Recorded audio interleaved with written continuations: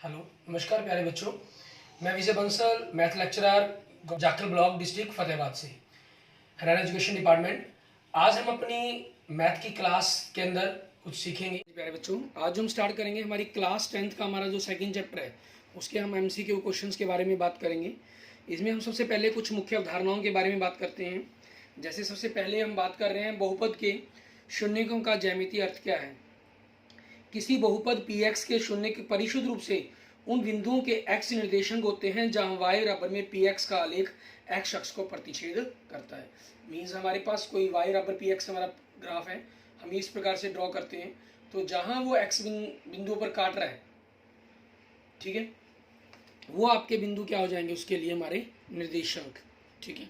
Means आपके उसके शून्य कहलाएंगे। एक बहुपद के शून्यकों और गुणाकों में क्या संबंध होता है। यदि हम उसके शून्यक मान लेते हैं कि अल्फा और बीटा है आपके पास, तो आपके पास एक द्विघात बहुपद के बारे में हम बात करें, ax की घात 2 प्लस bx प्लस c, तो इनके मूलों का जो शून्यकों का जो योग है माइनस b बटा a बनता है, और जो इनका गुणनफल है वो आपके पास c बटा में a होता है, ठीक है। और अगर हमारे पास कोई त्रिघात बहुपद हो, ठीक है, वैसे जनरल हम अपने सिलेबस के अंदर त्रिघात बहुपद के बारे में बहुत कम पढ़ेंगे, मान लेते हैं, फिर भी अगर त्रिघात बहुपद हो तो अल्फा, बीटा और गामा ये इसके 3 शून्यक बन जाते हैं। और आपके पास मान लीजिए इक्वेशन बनती है, जो बहुपद दी गई है, ax की घात 3 bx की घात 2 प्लस cx प्लस d। तो फिर तीनों का योग आपके पास, ठीक है, वो क्या हो जाएगा, माइनस बी बटा ए, दो की गुना, क्योंकि यहाँ दो ही थे, दो ही की गुना होगी थी, alpha beta, beta gamma, gamma alpha, ठीक है, ये चीज़ आपके पास बन जाती है। तो इनका जो हमारे पास बनेगा अगला कंसेप्ट c बटा ए हो जाएगा। फिर 3 है तो तीनों की गुना पर बात करेंगे हम, यहाँ 1 की गुना का जोड़, यहाँ 2 की गुना का जोड़, यहाँ 3 की गुना का जोड़। 3 की गुना के अंदर आपके पास स्टेप एक ही बन रहा है, तो उन्हीं का जोड़ हो गया हमारे पास एक प्रकार से। तो वो क्या हो जाएगा आपके पास नेक्स्ट, ये माइनस प्लस वो माइनस d बटा में a, उसे अगले, ठीक है, जो हमारे पास b बटा में, c बटा में और d बटा में, इस प्रकार से आपके लिखे जाते हैं ये। अब इन्हीं पर जब हम आगे बात करते हैं हमारे पास, ठीक है, विभाजन एल्गोरिथम कहती है कि एक बहुपद px और एक शून्यत्र बहुपद gx दिए रहने पर दो बहुपद qx और rx ऐसे होते हैं जहां आपने px को आप gx से भाग कर रहे हैं, ठीक है, और qx आपके पास भागफल के रूप में, rx आपके पास शेषफल के रूप में आता है।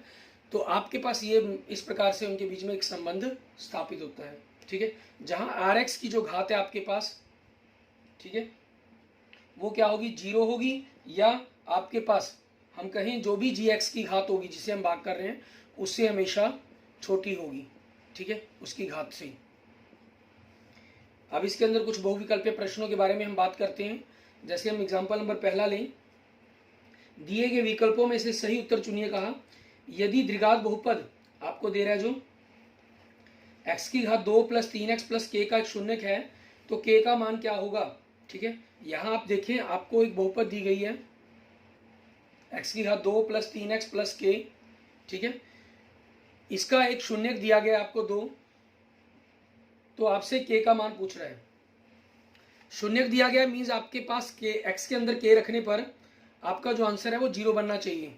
मीन्स अगर हम इस बहुपद को px मान लेते हैं तो इसका मतलब है कि आपने x की जगह 2 रखा, तो वो आपके पास क्या होगा, उस पर 0 हो जाएगा। तो 2 रखने पर 2 का वर्ग 4, 3 दूनी 6 प्लस k बराबर में 0, तो k बराबर में क्या आ गया, -10 आ गया। तो कौन सा ऑप्शन बन जाएगा आपके पास, ऑप्शन बी आपके क्वेश्चन का आंसर हो जाएगा। इसके बाद देखेंगे हम हमारे पास हमारा नेक्स्ट एग्जाम्पल नंबर 2। इसके अंदर हमें क्या कह रहा है करने के लिए, एक त्रिघात बहुपद दे रहा है हमें कि 2 शून्यक दिए गए हैं, 0 दिए हैं, तो तीसरा शून्यक क्या होगा आपके पास, तीनों ही शून्यकों का योग का फार्मूला क्या होता है, माइनस बी बटा ए। 2 शून्यक आपको दे दिए 0 और 0, और तीसरा शून्यक आपके पास क्या हो जाएगा, माइनस बी बटा में ए, क्योंकि आपको जो बहुपद दी हुई है इन्होंने, वो आपके पास इन्होंने ax की घात त्रिघात बहुपद, सॉरी, ax की घात 2 plus bx plus 2 plus cx plus d के रूप में ही दी हुई है, ठीक है, इसलिए यही आपका आंसर बन जाएगा माइनस बी बटा में ए। और ये आपका कौन सा ऑप्शन है, ऑप्शन ए आपके पास आपके क्वेश्चंस का आंसर बन जाएगा। क्लियर। इसके बाद हम कुछ क्वेश्चंस देखेंगे, ठीक है। जैसे हम क्वेश्चन नंबर 1 देखते हैं हमारे पास, इसमें हमें क्या कह रहा है क्वेश्चन नंबर 1 कह रहा है यदि द्विघात बहुपद के शून्यकों में से एक बहुपद -3 है तो k का मान बताएं। वही चीज़ आपके पास, आपने x की जगह -3 रख देना है, ठीक है। तो k -3 + 1 बराबर में 0। यहाँ -3 का वर्ग 9, 9 को k से गुना किया 9 के -9, -3 से गुना किया -3 + 1 बराबर में 0। 9 में से 3 गए 6 के, -8 बराबर में 0। तो k आपके 8 प्लस का बटा में 6, 4/3, ये आपके पास k का मान आ जाएगा। और ऑप्शन देखिए तो ऑप्शन कौन सा बन रहा है आपके पास, a, ये आपके क्वेश्चन का आंसर हो गया। नेक्स्ट, शून्य -3 और 4 वाला द्विघात बहुपद, इसके लिए क्या रहता है, x⁻2 - sx + p। s मतलब दोनों शून्यकों का योग, -3 और 4 का योग करेंगे तो 1 बनेगा, x ही रह जाएगा। p मतलब दोनों की गुना, -3 को 4 से गुना करेंगे -12, ये आ गया आपके पास। और ये ऑप्शन देखिए आपके पास कौन सा दिखाई दे रहा है, x⁻2 - x, ठीक है, आपके पास -12। इस ऑप्शन को देखना होगा कि हमें कौन सा, किस प्रकार का ऑप्शन इसके अंदर मिल रहा है। अब देखते हैं अगर हम ऑप्शन में, तो A, C और D। ए में आपके पास क्या है, दोनों ही एक माइनस प्लस नहीं, आंसर दोनों माइनस चाहिए। सी में दोनों प्लस नहीं, डी में ये प्लस ये माइनस, तो ये भी नहीं। सिर्फ बी ऑप्शन है जिसके अंदर दोनों माइनस के हैं, लेकिन ये बन नहीं है हमारे पास। तो इसका अगर हम इसको 2 से भाग करते हैं, x⁻2 -x/2, इसको 2 से भाग किया 6। आप देख रहे हैं ये बिल्कुल बी ऑप्शन वाला आंसर बन रहा है। तो इट मीन्स इसका आंसर क्या बन जाएगा, ऑप्शन बी आपके पास। ये ऐसा क्वेश्चन है, देखिए आप, जहां आपको दी गई बहुपद को ही एक अलग स्टाइल के अंदर लिखा हुआ है इन्होंने, ठीक है। तो बड़ा इंपॉर्टेंट सा क्वेश्चन बन जाता है ये। नेक्स्ट देखेंगे क्वेश्चन नंबर 3, यदि एक द्विघात बहुपद के शून्य 2 और -3 हो, ठीक है, तो बताने हमें ए और बी के आंसर क्या होंगे। तो आपके पास देखें दोनों ही शून्य दिए गए आपको, 2 - 1। तो आप यहाँ से शून्यकों के योगफल करें, 2 + -3, फार्मूला -b/a, b मतलब x का गुणाक, -a + 1/में x⁻2 का गुणाक 1 है आपके पास, ठीक है। ये -1 हो गया, गुना कर दिया -1 -1 -1 से -1 कैंसल, तो a बराबर में क्या आ जाएगा आपके पास, 0 आ जाएगा। और a बराबर में 0, आप देखिए आपके पास जो ऑप्शन डी है सिर्फ उसके अंदर है, इट मीन्स हमें दूसरा सॉल्व करने की जरूरत ही नहीं है। सॉल्व भी करना चाहे तो गुणाक, दोनों की गुना -6, और गुणाक में आपके पास x⁻2, ax⁻2 + bx + c होता है। तो c आपके पास यहाँ क्या है, b/में a कितना है, 1, तो b का मान क्या होगा, -6 होगा। यहाँ से भी क्लियर आपके पास ये, सॉरी ध्यान नहीं, यहाँ पर आपके पास ये सी ऑप्शन है, मैंने ए बी सी डी ऐसे पढ़ लिए। ये आपके पास ये इस तरफ जो दिया गया ये बी, तो आपके पास गलत हो गया, सी ऑप्शन बनेगा इसका, ठीक है। ये सी से मैच कर रहा है, ठीक है। मेरी रीडिंग में ये चीज़ आ गई कि ए, ठीक है, इसको इस प्रकार से पढ़ गया कि ए बी सी डी, तो यहाँ पर बी से, यहाँ पर जबकि इन्होंने लिखा हुआ है, यहाँ बी लिखा हुआ है और यहाँ सी लिखा हुआ है, तो उस चीज़ के कारण रीडिंग के अंदर मिस्टेक हुई। तो ऑप्शन सेकंड का आपने ध्यान रखना है, सी ऑप्शन, ठीक है। ये आपके क्वेश्चन का आंसर बन रहा है। आगे देखते हैं हम, हमारे पास नेक्स्ट क्वेश्चन हमारा क्वेश्चन नंबर 4। इसके अंदर हमें क्या कह रहा है करने के लिए, वो देखेंगे। शून्य -2 और 5 वाले बहुपदों की संख्या, ठीक है, शून्य -2 और 5 वाले बहुपदों की संख्या बतानी है कि क्या होगी आपके पास। इसके कितने शून्य बन सकते हैं, कितने बहुपद हो सकते हैं इसके अंदर हमारे पास, ऐसे कितने बहुपद आपके पास बन सकते हैं। आपको देखने में यहाँ क्वेश्चन महसूस हो रहा है कि जैसे हमारे पास x-2 मतलब x + 2, x बराबर -5 तो x - 5 मीन्स इनकी मल्टीप्लाई करेंगे एक ही आंसर बनेगा। लेकिन यहाँ पर इन्होंने बहुपदों की संख्या पूछी है, आप इसके साथ कोई भी लिख सकते हैं। मान लीजिए तो खुद ये हो गया, इसके साथ x + a मतलब कोई भी अंक 1, फिर x + 2 की गुना कर दें तो अलग बन जाएगा, x + 3 की गुना कर देंगे तो अलग बन जाएगा, x + 4 की गुना करेंगे तो एक और बहुपद बन जाएगा हमारे पास, जिसके ये दोनों तो शून्य है ही हैं। इसके अलावा भी आपके पास बहुत से हो सकते हैं। इट मीन्स आपके पास जो क्वेश्चन नंबर 4 है, इसका आंसर क्या बन जाएगा, डी, मीन्स 3 से अधिक बहुपद हो सकते हैं। अगर इन्होंने लिखा होता कि केवल इन शून्यकों से कितने बहुपद बनाए जा सकते हैं, तो वो आपके पास एक आंसर बनता, मतलब ऑप्शन ए बनता। नेक्स्ट क्वेश्चन नंबर 5 के अंदर, ठीक है, इसके अंदर हमें क्या कह रहा है करने के लिए, वो देखें। इसमें आपके पास देखिए, आपको कह रहा है कि त्रिघात बहुपद है, उसका एक शून्य दिया गया है, तो अन्य 2 शून्यकों का गुणनफल पूछा गया। तो हम दो दो की गुना वाला फार्मूला यूज़ कर लेंगे, ठीक है। आपके पास फार्मूला C बटा ए, मान लेते हैं हम इसके अंदर गामा की बात की गई 0 है, तो ये भी 0 हो जाएगा, ये भी 0, बाकी जो दो बचे अल्फ़ा बीटा, ये इनकी गुना आ गई C बटा ए आपके पास, ठीक है। और नेक्स्ट देखिए क्वेश्चन नंबर 6, तो ऑप्शन कौन सा बन जाएगा ये भी देख लें एक बार, ऑप्शन बी बन जाएगा आपके पास, ठीक है। एंड नेक्स्ट देखेंगे क्वेश्चन नंबर 6, इसमें कह रहे हैं यदि त्रिघात बहुपद दिया गया एक शून्यक -1 है तो अन्य दो शून्यकों का गुणनफल पूछ रहे हैं आपसे। तो यहाँ हम क्या करेंगे, अब हम तीनों की गुना ना कर, ठीक है, आपके पास क्योंकि दोनों अन्य दोनों शून्यकों का गुणनफल पूछ रहे हैं आपसे, मीन्स अल्फा बीटा गामा, ठीक है। आपके पास तीनों की multiply minus D by A, D कितना है आपके पास यहाँ पर सी है, तो -C बटा में 1 आपके पास ये बनता है, ठीक है। तो -C बटा में 1 से आपके पास क्या हो गया, अल्फा बीटा की अगर हम बात करें -C प्लस माइनस आपके पास वही माइनस में है, तो इस तरह भी माइनस हो जाएगा, माइनस से माइनस कैंसिल, मीन्स दो की जो गुना बन रही है वो आपके पास क्या बन रही है, C बन रही है। लेकिन आप देखें इसके अंदर जो ऑप्शन दे रहे हैं वो आपको सिर्फ A और B की फॉर्म के अंदर ही दे रहे हैं, ठीक है। मीन्स तीनों की गुना C का ही हमें रिलेशंस पता करना पड़ेगा, इट मीन्स C की वैल्यू निकालनी पड़ेगी हमें, ठीक है। अब यहाँ पर हमारे पास क्या चीज़ है, क्योंकि एक शून्य दिया गया है इन्होंने, तो आपके पास देखिए अगर हम तीनों का जोड़ करते अल्फा प्लस बीटा और तीसरा आपके पास -1, इसका फार्मूला क्या बनता है आपके पास -B बाई ए, बी कितना है यहाँ पर -A, बी ए कितना आपके पास 1, क्योंकि आपकी a x की घात 3 की जगह इन्होंने ये 1 हो गया, a x की घात 2 plus B X plus c दे रहे हैं, तो ये b हो गया आपके लिए, ये c हो गया, ये d हो गया आपके लिए, ठीक है ना। इस चीज़ का खास ख्याल रखना है इसके अंदर आपको। तो ये -a दे रहा है, मीन्स दो की जो जोड़ आ रहा है हमारे पास वो क्या आ रहा है -a प्लस 1, ये जोड़ आ रहा है आपके पास, ठीक है। अब अगर आप इसके अंदर हमारे पास आगे हम देखते हैं, मीन्स इसके अंदर हम दो की गुना वाला अगर रूल यूज़ करें, अल्फा और बीटा की गुना प्लस बीटा गामा, गामा आपने -1 माना है तो माइनस बीटा माइनस अल्फा, ठीक है, ये हो गया आपके पास, इज इक्वल टू आपके पास C बाई ए करना था, C कितना है यहाँ पर B और A कितना है 1, तो B बाई ए हो गया आपके पास, B बाई 1 B बन गया आपके पास। लेकिन अल्फा और बीटा की वैल्यू आप यहाँ से निकाल चुके हैं, ठीक है, वो आपके पास क्या है, अगर हम दोनों को यहाँ के हमें दो की गुना पता करनी है अल्फा बीटा, तो B plus beta plus alpha, तो B plus alpha plus beta की वैल्यू क्या है -A प्लस 1, ठीक है, ये आपके पास वैल्यू है। तो आपके पास यहाँ से ऑप्शन देखिए कौन सा मैच कर रहा है, ऑप्शन ए मैच कर रहा है। हमने 3 की मल्टीप्लाई से हमारे पास आंसर आ रहा था, लेकिन आपके पास अगर ऑप्शन ना होते, मान लो आंसर देना होता तो आप C लिख रख कर आते तो बिल्कुल सही था, लेकिन हमें यहाँ पर C पर नहीं, हमें ऑप्शन में से चूज करना था पड़ा, तो हमें आगे कैलकुलेशन करने की जरूरत महसूस हुई इसके अंदर, ठीक है।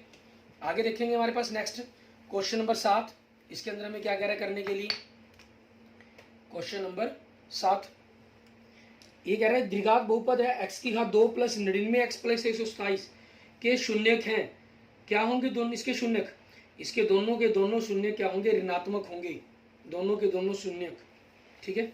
किस कारण पता चला, आप जब भी एक द्विघात बहुपद लिखते हैं अगर ये दोनों प्लस के हों, निशान दोनों प्लस के, तो शून्य क्या होंगे, दोनों माइनस के।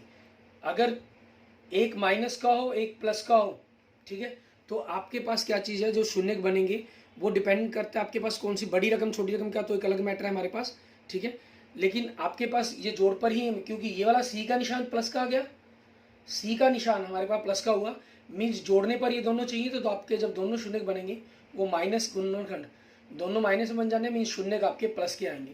लेकिन अगर इस तरफ आपके पास जो C का निशान है वो माइनस का आया, ये प्लस का हो, ठीक है, या चाहे माइनस का हो, उसमें कोई प्रॉब्लम नहीं है आपके पास, तो एक शून्य का आपके पास प्लस का बनेगा, एक माइनस का बनेगा, ठीक है। फिर इस इक्वेशंस के अंदर हमेशा ये बनता है प्लस और माइनस आपके पास, ठीक है।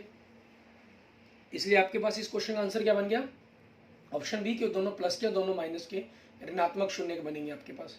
क्वेश्चन नंबर 8 देखेंगे, द्विघात बहुपद दी गई है, कहना के जहां 0 के बराबर नहीं है इसके शून्यकों के बारे में बताना है कि आपके पास क्या होगा। के 0 नहीं है, 0 के बराबर नहीं है, मीन्स प्लस माइनस के बारे में इन्होंने कुछ नहीं कहा कि ये प्लस के होंगे या माइनस के होंगे, ठीक है, ये चीज़ नहीं कही हमें इन्होंने। लेकिन ये चीज़ ख्याल रखें, के का दोनों, अगर दोनों जगह के लगाया गया मीन्स या तो दोनों प्लस के होंगे, अगर दोनों प्लस के होंगे, दोनों निशान प्लस के होंगे, ठीक है, तो शून्य क्या बनेंगे आपके, दोनों माइनस के। अगर माइनस के हुए दोनों तो क्या होगा, शून्य एक प्लस का बनेगा एक माइनस का बनेगा। इस चीज की अकॉर्डिंग अभी बताया आपको मैंने, ठीक है। पहला कह रहा है दोनों धनात्मक नहीं हो सकते, ये ऑप्शन बिल्कुल सही लग रहा है, दोनों पॉजिटिव नहीं है। दोनों ऋणात्मक नहीं हो सकते, नहीं है, ये तो हो सकता है, तो बी ऑप्शन नहीं है। सी सदैव असमान होते हैं, समान होंगे असमान होंगे वो तो मान पर डिपेंड करता है के, ठीक है ना। तो इनके बारे में बराबर है या नहीं है, ये आपके पास ऐसी कंडीशन बन सकती है जिनके लिए बराबर भी हो जाए, ऐसी कंडीशन भी बन सकती है जिनके लिए बराबर ना हो, ठीक है ना। तो इसके लिए आपके पास हम अलग अलग इन दोनों ऑप्शनों में कभी भी बात नहीं कर सकते, क्योंकि अगर आप बराबर पर बात करना चाहें ये देख लें आप, तो इसके जो शून्य बनेंगे वो -2 और -2 बनेंगे, ठीक है। और इसके ऊपर आप देख सकते हैं कि ये समान हो गए, और बाकी कोई और मान भरकर देखेंगे आपके पास असमान बन जाएंगे, ठीक है। इसलिए इसके अंदर ऑप्शन का आंसर क्या बन जाएगा, ऑप्शन ए आपके क्वेश्चन का आंसर हो जाएगा। एंड नेक्स्ट देखते हैं आपके पास क्वेश्चन नंबर 9 एक द्विघात बहुपद दे रहा है कि शून्य बराबर है, ठीक है, कहना शून्य बराबर है, तो क्या चीज होनी चाहिए इनके अंदर, क्या खासियत होनी चाहिए इसके अंदर कि दोनों के दोनों शून्य आपके बराबर बन जाएं, उसके बारे में बताना है आपको। तो इसमें क्या होगा आपके पास, जब भी शून्य बराबर होने चाहिए, इसका मतलब आपके पास क्या चीज है, ax की घात 2 bx प्लस c, ठीक है। जो c और a का जो आपका निशान है अगर हम कहें, ठीक है, चिन्ह है, वो एक जैसा होना चाहिए, एक ही चिन्ह होना चाहिए, ठीक है। तब आपके जो शून्य है, दोनों द्विघात बहुपद के शून्य हैं वो बराबर हो सकते हैं, ठीक है। अगर ये निशान चिन्ह एक जैसा नहीं होगा तो शून्य बराबर कभी भी नहीं हो सकते आपके पास, ये कंडीशंस है इनके बीच में, ठीक है। तो इसलिए इसका आंसर क्या बन जाएगा, ऑप्शन सी आपके पास। नेक्स्ट देखेंगे क्वेश्चन नंबर 10, x की घात 2 प्लस ax प्लस b के रूप में एक द्विघात बहुपद का एक शून्यक दूसरे शून्य का ऋणात्मक हो तो इसमें कोई रैखिक पद नहीं होता तथा अचर पद ऋणात्मक होता है, ठीक है। पहला ही ऑप्शन बन जाता है इसका, तो पहले ही बात बिल्कुल सही लिख रखी है इन्होंने, ठीक है। एक द्विघात बहुपद का एक शून्यक दूसरे शून्य का ऋणात्मक हो, मीन्स आपस में उनमें माइनस प्लस का फर्क हो, उस चीज के बारे में बात कर रहा है, ठीक है ना। नेक्स्ट देखें क्वेश्चन नंबर 11, निम्न में से कौन सा एक द्विघात बहुपद का आलेख नहीं है। द्विघात बहुपद का आलेख हमेशा क्या होता है, सिर्फ चलते हुए सिर्फ एक बार टर्न करता है, मीन्स यू सी जैसे मैं शेप के अंदर लगा लीजिए, दूसरा टर्न उसके अंदर नहीं आएगा, ठीक है। और आप देख सकते हैं मीन्स 3 वैल्यूज के अंदर कभी पॉसिबल नहीं होती। आप देख सकते हैं कि ऑप्शन डी के अंदर, ठीक है, 2 बार ग्राफ की लाइन मुड़ रही है, तो ये आंसर नहीं होता, ये त्रिघात बहुपद के लिए होता है ऐसा। जितनी भी घात होती है उससे हमेशा एक कम बार, 2 लीनियर है, जैसे एक घात होती है तो 0 टर्न है, 2 घात है तो 1 टर्न है, 3 घात होगी तो 2 टर्न होंगे, 4 घात होगी तो 3 टर्न होंगे, ठीक है। ये फिक्स है इनके अंदर हमेशा, क्लियर। इसके बाद देखते हैं हम कुछ सत्य असत्य वाले क्वेश्चन तर्क के साथ हमारे स्पष्ट सूत्रीय प्रश्नों को जान करने की कोशिश करेंगे। इसमें देखिए हमारे पास प्रतिदर्श प्रश्न पहला एग्जाम्पल नंबर 1 क्या कह रहा है हमें, क्या बहुपद px को 2x प्लस 3 से भाग देने पर शेषफल x माइनस 1 हो सकता है। अपने उत्तर का औचित्य दीजिए, ठीक है। नहीं, क्योंकि जिससे आप भाग कर रहे हैं जो शेषफल है आपके पास हमेशा उससे घात छोटी आनी चाहिए, बराबर भी नहीं, क्योंकि 2x प्लस 3 से अब जब भाग दे रहे हैं शेषफल x माइनस 1 है तो आप इसको x बटा 2 से गुना करके कर सकते थे आगे भाग, ठीक है। इसलिए ऐसा नहीं हो सकता, इसका घात उससे छोटी होती तो बन जाती बात। क्या निम्नलिखित कथन सत्य है या असत्य है, अपने उत्तर का औचित्य दीजिए। यदि एक द्विघात बहुपद के दोनों शून्य ऋणात्मक हैं तो ABC में से प्रत्येक का एक ही चिन्ह होता है। दोनों के दोनों शून्य ऋणात्मक, दोनों पॉजिटिव, हाँ जी, दोनों का चिन्ह एक ही होगा और तीनों के तीनों क्या होंगे, पॉजिटिव चिन्ह के अंदर आएंगे हमारे पास, ठीक है। सत्य है आपके पास ही। आगे देखते हैं हम नेक्स्ट क्वेश्चन नंबर 1। इसके अंदर आपको कुछ भाग दे रहा है 5। इसमें क्या कह रहा है पूछ देखते हैं हम। हमें कह रहा है निम्न प्रश्नों को उत्तर दीजिए और उनका चित्त दीजिए, आंसर देना है हमें यहाँ पर। क्या x की घात 6 वाली रकम को x में से घात 5 के एक बहुपद से भाग देने पर शेषफल भागफल x की घात 2 एक आ सकता है, नहीं। आप x की घात 6 वाले बहुपद को भाग दे रहे हैं, x की घात 5 वाले बहुपद से भाग दे रहे हैं, तो आपको x की तो एक ही घात चाहिए, 2 तो आ ही नहीं सकती, 2 आएगी तो 7 घात बन जाएगी, तो इसका आंसर क्या हो जाएगा, नहीं, फर्स्ट पार्ट का। सेकंड देखिए, ax की घात 2 प्लस bx प्लस c को आपके त्रिघात बहुपद से भाग देने पर भागफल और शेषफल क्या होगा, ये बताना है हमें। ठीक है, मीन्स आप इसमें क्या करेंगे, भाग कर देखना होगा हमें। भागफल तो आपके पास, ठीक है, कि क्या बनेगा। अब ये p के अंदर है आपके पास और ये a b c के अंदर है, तो आपके जनरल अगर हम सोचें तो भागफल और शेषफल लिखना हमारे लिए असंभव है। ठीक है, हम किसी भी प्रकार से इसके अंदर भागफल या शेषफल को नहीं डिफाइन कर सकते कि भागफल या शेषफल आपके लिए क्या होंगे। सिंपल आपके पास वो ए बी सी के फॉर्म के अंदर एक फिक्स आंसर बन जाएंगे। ठीक है, अगर आपके पास, लेकिन यहां पर हम बनने क्या चीज है, ठीक है, यहां हम थोड़ा सा इस बात के अंदर ध्यान देंगे। हमारा क्या ध्यान देना है, आपको द्विघात बहुपद वाले बहुपद को तो अंदर लिख रहा है, इसको भाग देना है हमें घात 3 वाले बहुपद से। तो घात 3 वाले बहुपद से भाग दिया नहीं जा सकता, तो भागफल तो आपका 0 आ गया और शेषफल ये पूरा का पूरा खुद ही आ जाएगा। ठीक है, तो ये हमारा भागफल और ये हमारा शेषफल हो जाएगा। जनरल अगर 3 घात और 2 घात, 3 घात अंदर होती 2 घात बाहर, क्योंकि ये गिनती के अंक नहीं है, P Q A B C इनके साथ लगा हुआ है। ठीक है, तो हमारे लिए इनका जो आंसर है निकालना हमारे लिए थोड़ा सा मुश्किल था। यहाँ तीसरे भाग में देखिए, यदि बहुपद पी एक्स को जी एक्स से भाग देने पर भागफल 0 हो, मीन्स कह रहा है पी एक्स को मैंने जी एक्स से भाग दे दिया। ठीक है, तो भाग देने पर भागफल क्या हो, 0 हो, तो पी एक्स और जी एक्स की घातों में क्या संबंध होगा, ये बताना। बिल्कुल देखिए, ऊपर वाला कंसेप्ट ही आ गया आपके पास। इसका मतलब जो पी एक्स की घात है वो जी एक्स से छोटी है, पी एक्स की घात जी एक्स की घात से छोटी होगी, ये बनेगा इनके बीच में संबंध।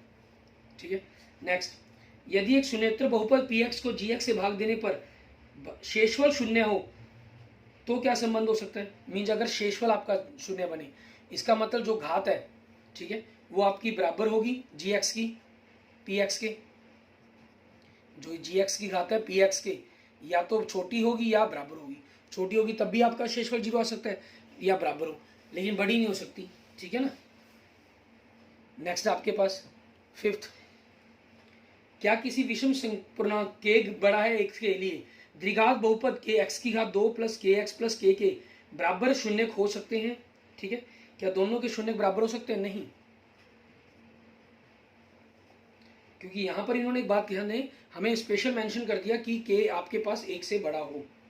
ठीक है, उस पोजीशंस के अंदर, और विषम पूर्णांक की बात कर दी। ये सिर्फ आपके पास, अगर हम सोच रहे हैं कि अभी हम बात करके थे 4 के लिए, लेकिन वो आपका एक सम पूर्णांक था, यहाँ विषम पूर्णांक की बात कर रहा है, तो विषम 3, 5, 7 के लिए बात आ गई, इसलिए इस क्वेश्चन का आंसर क्या बन गया आपके लिए, नहीं हो गया। ठीक है, आगे देखेंगे हमारे पास नेक्स्ट सत्य के बारे में। ठीक है, क्वेश्चन नंबर 2 देखते हैं हम, इसके हम सत्य के क्वेश्चन देखेंगे। हमें कह रहा है, क्या निम्नलिखित कथन सत्य है या सत्य, अपने उत्तर के लिए औचित्य दीजिए। पहला, यदि एक द्विघात बहुपद के दोनों शून्य धनात्मक हैं तो ए बी में से सभी का समान चिन्ह होता है, मीन्स सभी के तीनों के चिन्ह बराबर होंगे, नहीं, असत्य है। अगर धनात्मक आ रहे हैं इसका मतलब बी का चिन्ह आपके पास ऋणात्मक है, ए के आगे प्लस का निशान है, ठीक है, और सी के साथ प्लस का निशान है, बी का निशान अलग होगा आपके पास, असत्य आंसर बन जाएगा। ठीक है, सेकंड पार्ट देखें, इसमें क्या कह रहा है हमें करने के लिए, यदि एक बहुपद का आलेख एक्स अक्ष को केवल एक ही बिंदु पर प्रतिच्छेद करे तो यह एक द्विघात बहुपद नहीं हो सकता, नहीं, असत्य है। हो सकता है, वो एक बिंदु ही आपके पास दोनों, जैसे मान लीजिए अगर आपके पास ये द्विघात बहुपद होती, इसके दोनों शून्य बनेंगे, सॉरी -2 बनेंगे। ठीक है, एक ही बिंदु बन रहा है आपके पास, एक ही बिंदु पर स्पर्श करेगा, लेकिन ये द्विघात बहुपद है तो इसलिए असत्य हो गया आपके पास ये। तीसरा, यदि एक बहुपद का आलेख एक्स अक्ष को ठीक 2 बिंदुओं पर प्रतिच्छेद करता है तो यह आवश्यक नहीं है कि वह एक द्विघात बहुपद हो। कहता है ये कोई जरूरी नहीं है कि वो द्विघात बहुपद, बिल्कुल सही। मान लीजिए आपके पास ग्राफ है, वो 2 बिंदुओं पर कट कर रहा है, उसके बाद ये ग्राफ यहाँ जा रहा है, ठीक है, कट ही नहीं कर रहा क्योंकि एक्स की 2 वैल्यू सेटिस्फाई कर रही थी उसको। ठीक है, लेकिन ऐसा थोड़ी है कि आपका द्विघात बहुपद का हो गया, नहीं, तो इसलिए आंसर क्या बन गया इसका, सत्य है। नेक्स्ट फोर्थ पार्ट, यदि एक त्रिघात बहुपद, ठीक है, कि दोनों 2 शून्यकों में से प्रत्येक शून्य है तो इसके रैखिक और अचर पद नहीं हो सकते। बिल्कुल सही, सत्य है आपके पास, बिल्कुल सही है, क्योंकि 2 शून्य का आपके 0 कह दिए गए हैं। मीन्स बी, और अगर हम बात करें ए एक्स की घात 2 प्लस बी एक्स, ए एक्स की घात 3 प्लस बी एक्स की घात 2, सी और डी आपके पास, ठीक है, वो नहीं होंगे, वो 0 होंगे।